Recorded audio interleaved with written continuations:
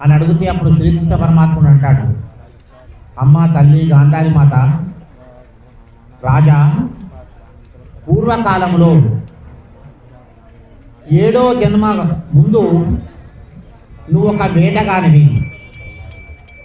నువ్వు వేటాడుకుంటూ పక్షులను వేటాడుకుంటూ పక్షులను కాల్చుకొని తినేటువంటి వానివి నువ్వు. ఒకరోజు కొన్ని చక్రవాక పక్షాలు అని పక్షులని కొన్ని రకరకాల పక్షులు గుడ్లను బాగా పెడతాయి. 150 గుడ్లు, 200 గుడ్లు, 250 గుడ్లు పెట్టేటువంటి పక్షులు కూడా ఉన్నాయి. కొన్ని పక్షులు ఏం చేస్తాయి అంటే ఒకళ్ళు పెట్టినటువంటి గుడ్లలో ఇంకో రకమైన పక్షులు వచ్చి కూడా అక్కడనే గుడ్లు పెడుతుంటాయి. అవి పక్షి జాతి యొక్క లక్షణం. ఇప్పుడు కోకిల ఉంటుంది. కోకిల సపరేట్గా గుడ్లు పెట్టి సపరేట్గా సంతానాన్ని కనది. ఇది కోకిల ఎక్కడ పోయి పెడుతుంది గుడ్డు? కాకి గూడులోనే పెడుతుంది. పిల్లలు కాకి కోకిల ఒక దగ్గరనే పిల్లలుగా మారుతారు. కానీ కాకే కోకిలని. అలాగే నువ్వు 7 జన్మలకు ముందు ఒక పిట్టను కొట్టేటప్పుడు పిట్టను కొట్టావు, 2 పక్షులను ఒక పిట్టను కొట్టావు. నీ బాణం పోయి పిట్టగూడు మీద తలికింది. ఆ పిట్టగూడు మొత్తం కింద పడ్డది. కింద పడ్డ తర్వాత అందులో ఉన్నటువంటి 100 గుడ్లు పలిగిపోయాయి. అప్పుడు ఆ పిట్ట శాపం పెట్టింది నీకు, పక్షి శాపము. దాన్ని ఏమంటారు? పక్షి శాపము. నీకు కూడా 100 మంది కొడుకులు పుట్టి చచ్చిపోదురుగాక అని పక్షి శాపం పెట్టింది. కానీ ఆయనకు తెలుసా? తెలియదు. ఆ పిట్టను కొట్టుకున్నాడు, వచ్చిండు, కాల్చుకున్నాడు, తిన్నాడు, అయిపోయింది. హాయిగా పడుకున్నాడు. అది అక్కడికి అయిపోయింది. ఆ తర్వాత ఇది ఇక్కడ జరిగితే ఇంకొక చోట మరొక ప్రాంతంలో బాగా అబ్జర్వ్ చేయండి. వేరే దిక్కు దృష్టి పెట్టకండి, నా కథ మీదనే దృష్టి పెట్టండి. చాలా ఇంపార్టెంట్ విషయం. ఇంకో ప్రాంతంలో ఒక స్త్రీ, పూర్వకాలంలో మనకు ఈ చింత చెట్ల కింద అక్కడ బిచ్చగాళ్ళు ఉంటారు కదండి. ఆ బిచ్చగాళ్ళు అక్కడ వాళ్ళు వండుకొని తిని కొన్ని రోజులు ఉండి మళ్ళీ ఇంకో ఊరికి వెళ్ళిపోతారు. ఇంకో ఊరిలో బిచ్చం వచ్చుకుంటారు, చిన్న డేరడేసుకొని. అట్లా ఒక స్త్రీ, ఒక బిచ్చగాళ్ళు వచ్చి వాళ్ళు అక్కడ ఊర్లో ఒక చింత చెట్ల కింద ఉండి వాళ్ళు జీవనం సాగిస్తూ ఉంటే వాళ్ళు ఒంటికి కొంతమంది చుట్టాలు వచ్చారట. చుట్టాలు వస్తే పెద్ద గంజులు పెట్టి వంటలు చేసింది ఆమె. వంటలు చేసిన తర్వాత గంజి వార్చాలి కదా. ఆమె ఆ వంటలు చేసుకుంటూ ఆ గంజి వార్చింది. ఆ గంజి వార్చుంటే ఆ వేడి గంజి అక్కడ పక్క పొంటి ఉన్నటువంటి నాగ బిలం అంటే నాగుంబాం యొక్క పుట్ట, ఆ పుట్టలకు ఆ గంజి అంతా వేయింది. ఆ గంజి ఆ పుట్టలో చిన్న పాము పిల్లలు ఉన్నాయి, 100 పిల్లలు, చిన్న పాము పిల్లలు ఉన్నాయి. ఆ 100 పాము పిల్లలు కూడా ఆ పుట్టలోకి పోయిన తర్వాత ఆ 100 పాము పిల్లలు చనిపోయినాయి. ఆమెకు ఈ నాగదేవుడు ఏం చెప్పాడు కదా అంటే, నా పిల్లలను చంపావు కాబట్టి నీ కూడా 100 మంది పిల్లలు పుట్టి చచ్చిపోదురుగాక అని నాగశాపం పెట్టింది. ఎవరు?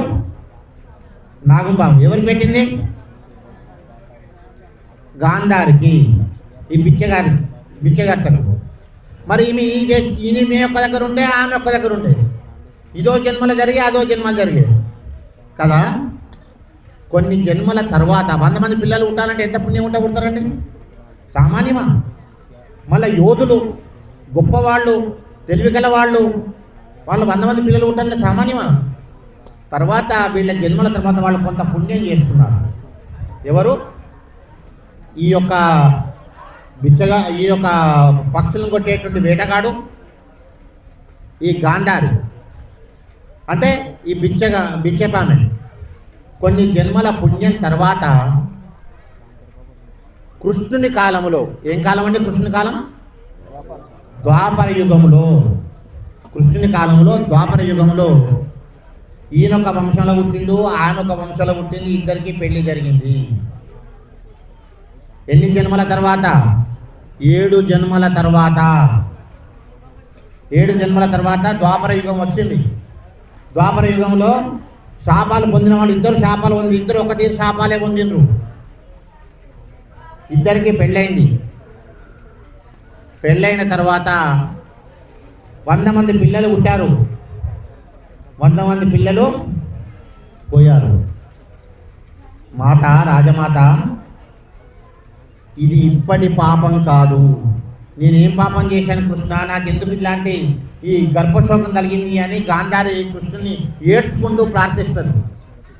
అప్పుడు శ్రీకృష్ణ పరమాత్ముడు అంటాడు, ఇది ఇప్పటిది కాదు, ఈనాటిది కాదు, కానీ పూర్వజన్మలో నువ్వు ఒక ధృతరాష్ట్ర మహారాజా, పూర్వజన్మలో నువ్వు ఒక బోయవాడివి, పక్షులను కొట్టుకొని బతికేటువంటి వాడివి. గాంధారి మాత, నువ్వు పూర్వకాలంలో 5వ జన్మల క్రితం నువ్వు ఒక బిచ్చగర్తవి, నీకు నాగశాపం కలిగింది, నీకు పక్షి శాపం కలిగింది. మీ ఇద్దరి శాపాలు తొలగడానికి ఈ జన్మ వచ్చింది. ఇక్కడ మీరు ఇద్దరు కలుసుకున్నారు. ఈ కాలంలో కలుసుకున్నారు కాబట్టి మీకు 100 మంది పిల్లలు పుట్టారు. 100 మంది పిల్లలు పుట్టారు కాబట్టి ఆ పిల్లలు పోయిండ్రు. కానీ నువ్వు మంచి కర్మ చేసి ఉంటే, నీ పుత్రుని మందలించి ఉంటే, నువ్వు ధర్మంగా ప్రవర్తించి ఉంటే, నువ్వు పుత్ర వ్యామోహంతోనే నువ్వు నా కొడుకులు ఎట్టునే, నా కొడుకు నేను చెప్పలేను అన్నావు. కానీ నువ్వు ధర్మంగా ప్రవర్తించుంటే నీ శాపం కొంత తగ్గేది. కనీసానికి 50 మంది కొడుకులన్నా నీకు దక్కేవాళ్ళేమో అన్నారు. అందుకే 7 జన్మల బంధము అంటారు. ఎందుకంటారు? 7 జన్మల బంధం. ఇది ఈనాటి బంధం కాదు. ఏనాటి బంధము? ఈ తంగల పెళ్ళికి మీకు మాకున్న బంధం ఈనాటిది కాదు, ఏనాటి బంధము. కాబట్టి ఏదో జన్మల బంధం ఉంటేనే నేను ఇక్కడికి వచ్చి కార్యక్రమం చేసేటువంటి అవకాశం రావడం. ఏదో జన్మల బంధం ఉంటే ఒక ఆమె సిద్దిపేట తల్లిగారు, ఒక ఆమె కరీంనగర్ తల్లిగారు, ఒక ఆమె హైదరాబాద్ తల్లిగారు, ఒక ఆమె వరంగల్ తల్లిగారు, మీరు అందరూ వచ్చి ఇక్కడ మన తంగలపల్లి వాళ్ళని పెళ్లి చేసుకోవడం, ఇక్కడ కోడలుగా రావడం, బిడ్డలుగా ఉండడం, మీరందరూ వచ్చి ఇక్కడ కళ్యాణం సేవించడం అంటే ఇది ఈనాటి జన్మ సంబంధం కాదు, ఇది భగవత్ సంబంధము.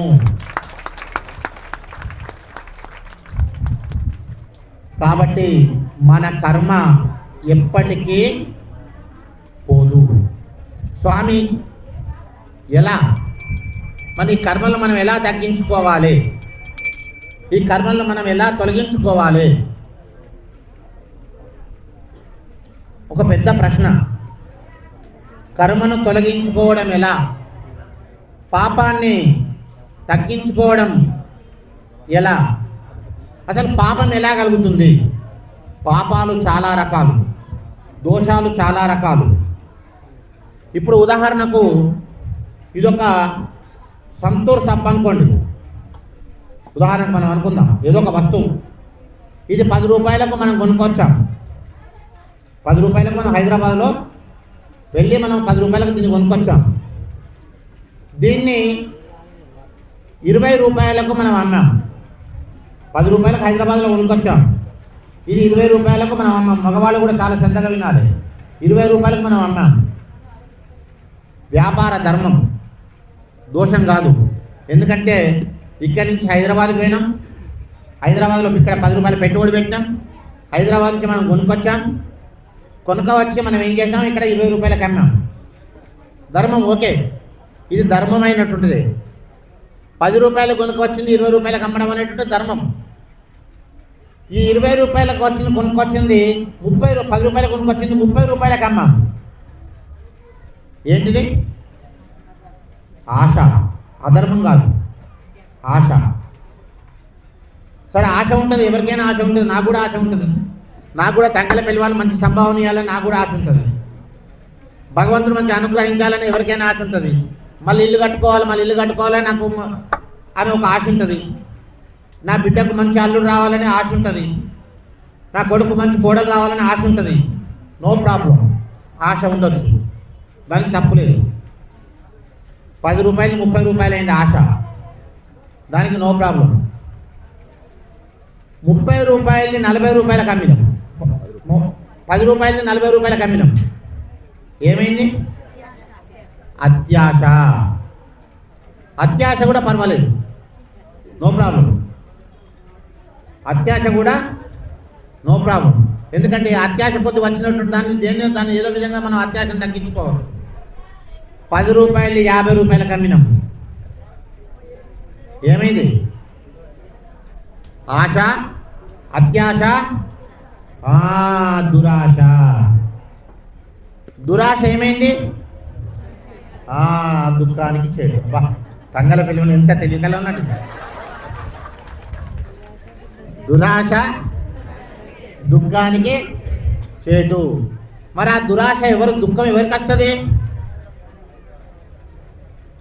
ఆ దుఃఖం ఎవరికి వస్తుంది?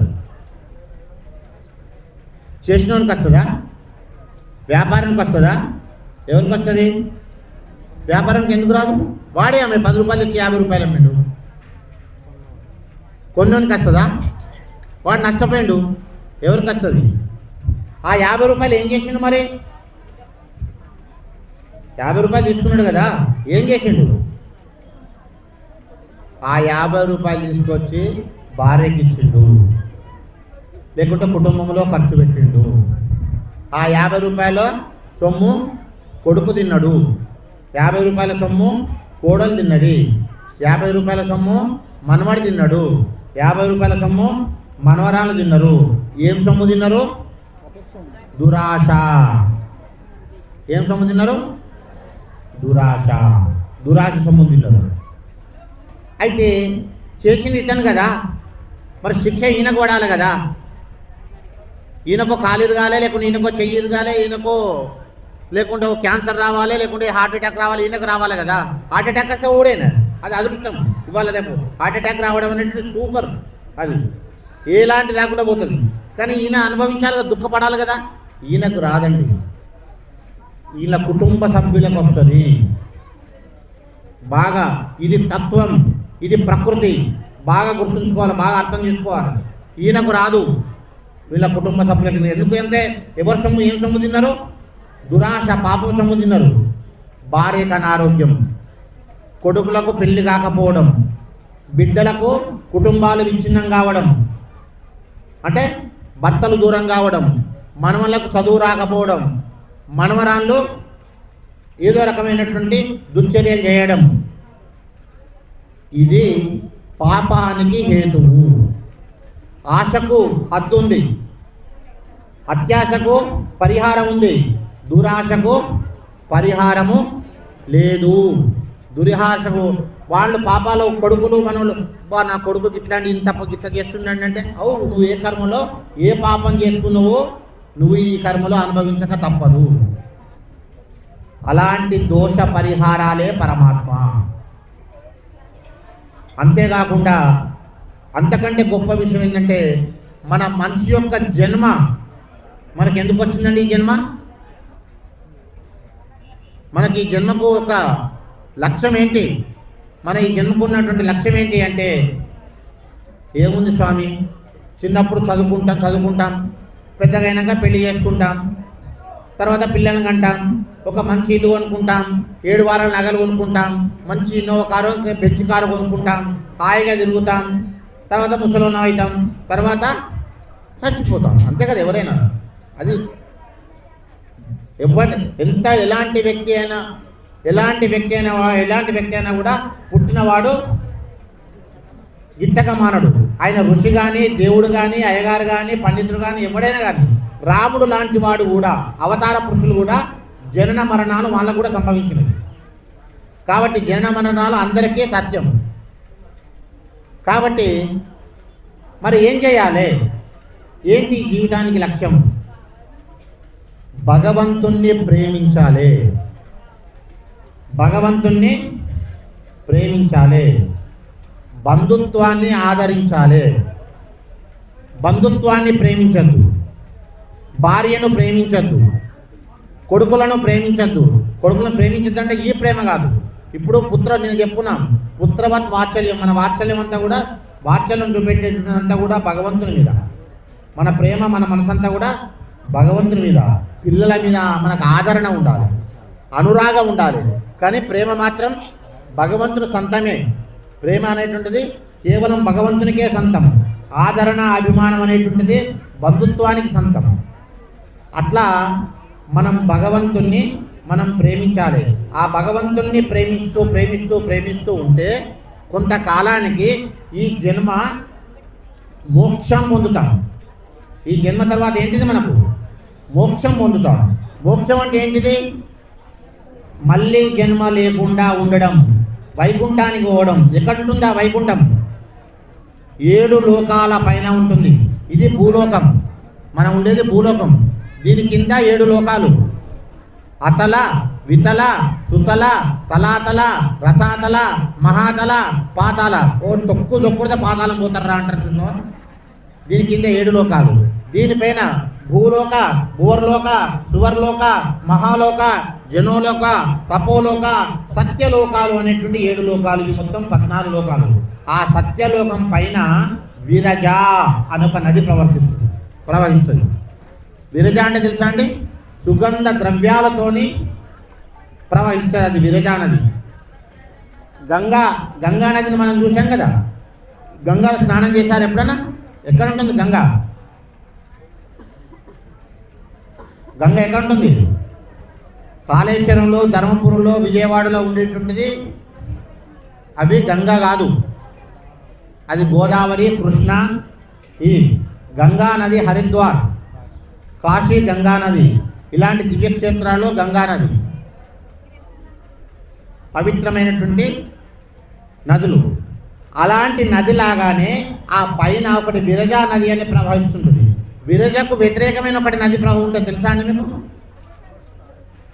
అందులో చీము, నెత్తురు, క్రిములు, కీటకాలు ప్రవహిస్తాయి. ఏంటి దాని పేరు? అమ్మ చెప్పింది కరెక్ట్. వైతరణి నది. వైతరణి నది అని కూడా ఉంటుంది. అందులో మనం పాపాలు చేసినటువంటి వాళ్ళని అక్కడ పడేస్తారు. అందులో చీము, నెత్తురు, క్రిములు, కీటకాలు అన్నీ ఉంటాయి. అలాంటి నదులకు, అలాంటి దానికి మనం పోవద్దు. మన మానవ జన్మ వచ్చింది కాబట్టి, మానవ అంటే మోక్షాన్ని మోక్షం ఇచ్చేది మానవ. మోక్షాన్ని పొందేటువంటి వాడే మానవుడు.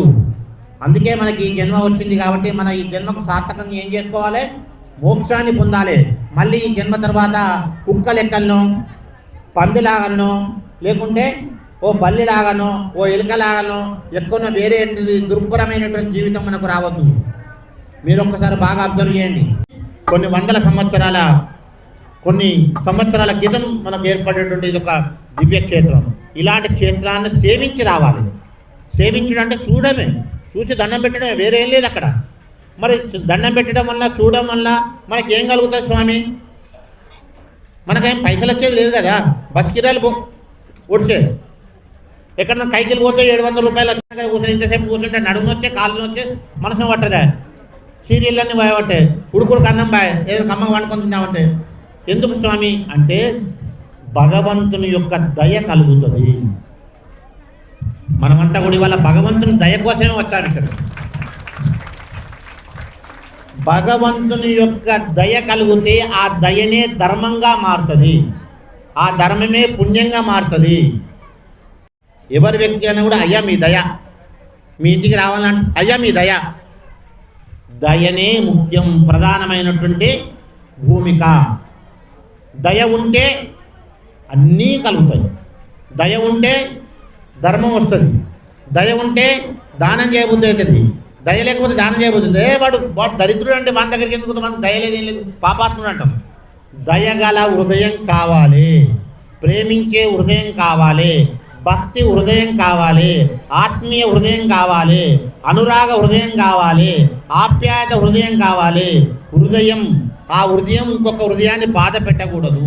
అఖిలాండ కోటి బ్రహ్మాండ నాయకాయ, ఆయనే అఖిల లోకాలకు, 14 లోకాలే కాదు, ఇంకా మీద ఆ పైన ఉన్న లోకాలకు ఆయనే నాయకుడు. అఖిలాండ కోటి బ్రహ్మాండ నాయకాయ తత్వాతీతాయ, తత్వాతీతుడు, ఎవరికి అర్థం కాడు. ఆయన ఎవరికైనా అర్థమవుతాడా స్వామి? ఎవరికి ఆయన ఎవ్వరికి అర్థం కాదు. తత్వాతీతాయ సకల నిష్కలంక స్వరూపాయ, ఆయనకి ఏమైనా పాపాలు అంటుతాయండి? అంటుతుందా పరమాత్మకు? నిప్పుకి ఏమైనా పాపం అంటుందా అండి? నిప్పు మీద నెయ్యి పోషణం అంటుందా? నిప్పు మీద చారు పోషణం అంటుందా? నిప్పు మీద మాంసం ముక్కేసినాం అనుకుందాం, అంటుందా? ఏమని అంటుందా? నిప్పు దేనికి అంటదు. ఆ పరమాత్మ కూడా నిప్పు లాంటి వాడే. ఏది వేసినా కూడా భస్మైపోతుంది. ఆయనే సకల నిష్కలంక స్వరూపుడు. సురాసురార్చితాయ. సురులు అసురులు ఇద్దరు కూడా, సురులు దేవతలు, అసురులు రాక్షసులు కూడా ఆయన్ని పూజిస్తారట. సురాసురార్చితాయ సురాసురచాద పాద పద్మయుగలాయ అఖిల లోకోన్నత పవిత్రాయ. ఈ లోకాలన్నింటికీ పవిత్రుడు ఆయనే. అఖిల లోక పవిత్రాయ